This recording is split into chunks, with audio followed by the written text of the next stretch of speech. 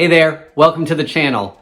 So whether it's game day, a cold day, or you just want a hearty meal, chili is always a great option. So today, I'm gonna make a quick and easy gluten-free chili. I'm Jamie with SavorySaver. I share gluten-free recipes, tips, tricks, and resources to make your gluten-free lifestyle easier. So please consider hitting subscribe, and let's get started. So one of the ways I'm able to make this so quickly is I'm going to use a packet mix. This is McCormick's Tex-Mex Chili Mix. You have to read packages all the time. And because Tara has a strong intolerance but is not celiac, sometimes we can opt for just going over the ingredients when it's not marked gluten-free. So this one is not marked gluten-free, but the ingredients are chili pepper and other spices, including red pepper, jalapeno pepper, onion, salt, garlic, and green and red bell pepper. Those are the ingredients listed. It does not say it's gluten-free. However, there are no ingredients that typically contain gluten in them. This also says there's no artificial flavors, and I'm going to link you guys down below in the description to the website and check out their allergen information, because they're ingredients that can sometimes contain gluten. It says they don't use those, and if they do have ingredients that contain any kind of allergen, it is listed. So if you're gluten-free, this may be a good option for you. If you're celiac, of course, always use caution. Okay, enough of me being on my gluten-free versus celiac versus what you should buy. I will see if I can link below to some other options as well that are gluten-free, because ultimately, find one that works for you and use this recipe as your method.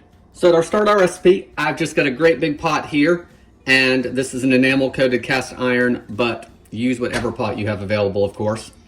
I've got 1.5 pounds of ground beef. If you only have 1 pound of ground beef, by all means use it.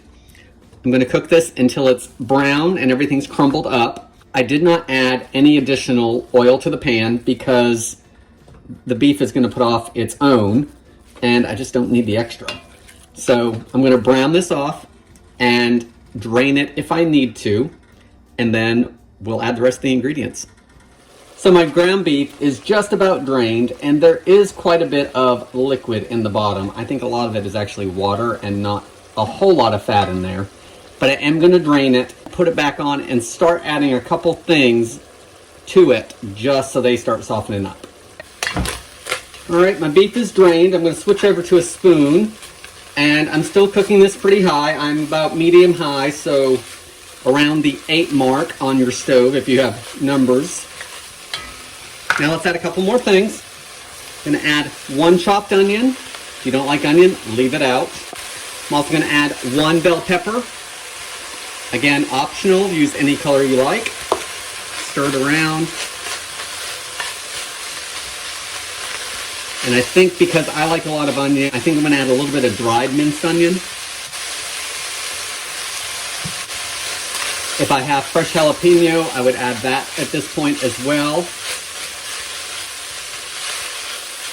So I'm gonna let this cook for maybe 5 minutes or so just to start softening the onions and the peppers, and then we'll add the rest of the ingredients. Okay, y'all, let's add the rest of the ingredients to this.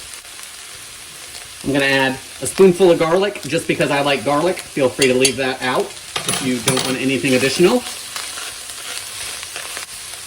I'm gonna add 1 can of diced tomatoes. These actually have the chili flavoring already in it, so it's just got a couple extra things in it. So I'm gonna add those to bump up the flavor of the chili itself.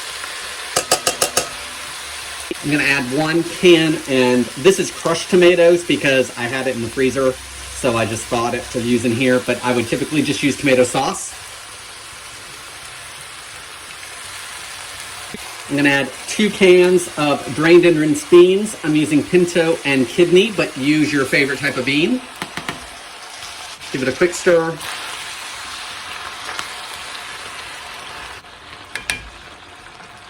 I'm gonna add my seasoning mix.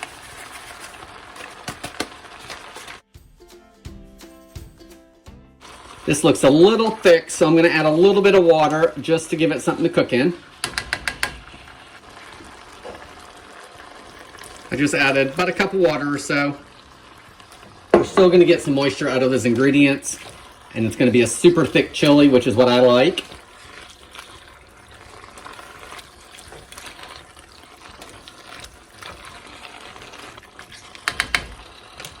I'm gonna bump it down just to a simmer, so medium-low. I am gonna put a lid on it to keep all that moisture in there, and I'm just gonna simmer it for 10 to 15 minutes until everything's heated through, because everything's pretty much cooked. So our chili's been simmering for 15 minutes. Let's take the lid off and see what it looks like. That little bit of water that I added, plus all the liquid given off by the peppers and onions and the beef. Plenty of liquid in here, but we have a rich, hearty, thick chili. I've let this go about 15 minutes. You could totally do it longer if you wanted to. And of course, like soups and stews, chili is really good after it sits for a day because everything deepens even more flavor-wise. So let's put a bowl of this together and give it a try. So here's our finished chili, and the bowl's pretty hot, so I've got a pot holder under it. But look how thick it is. It just sits up on top of itself. There's a little bit of liquid down in the bottom of the bowl, but I'm gonna eat it with a fork just because all the good stuff's on the top. Try to get a bite of everything if I can. There we go. I know this hasn't simmered all day or for even an hour, but there's plenty of flavor in here that is just gonna intensify as it sits. I liked using that 1.5 pounds of ground beef. It still has plenty of seasoning to it.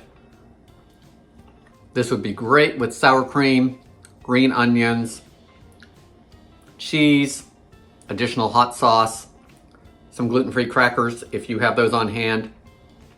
Guys, quick and easy, gluten-free chili, about 30 minutes to make. You can't beat that for a dinner. Guys, thank you so much for watching, and I hope to see you in the next video.